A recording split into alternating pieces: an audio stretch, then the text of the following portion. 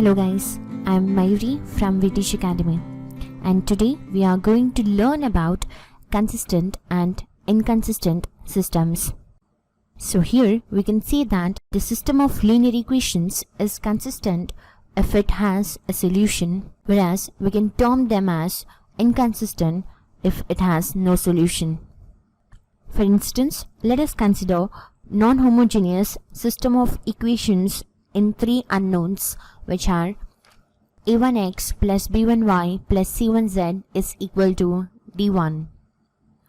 So this whole system can be represented by a matrix equation Ax is equal to D, where the matrix A, which is of order 3 by 3, is the coefficient matrix, and then the next matrix, which is X, is equal to the variables x, y, z. And now let us write the order for this matrix, which will be number of rows, those are 3, by number of columns, which is 1. So 3 by 1 is the order of matrix X, and this matrix is named as variable matrix.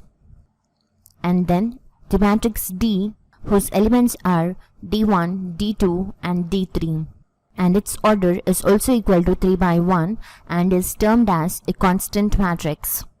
And then the next step is to write the matrix AD of order 3 by 4 and is termed as augmented matrix.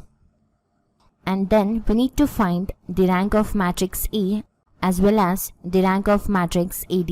And then in order to find the system of linear equations as consistent and inconsistent, which are in the form Ax equal to D, there are three possibilities. So coming to the first one, which is if rank of matrix A is equal to rank of the augmented matrix AD, which is equal to 3, then we can say that the system is a consistent system and it has a unique solution.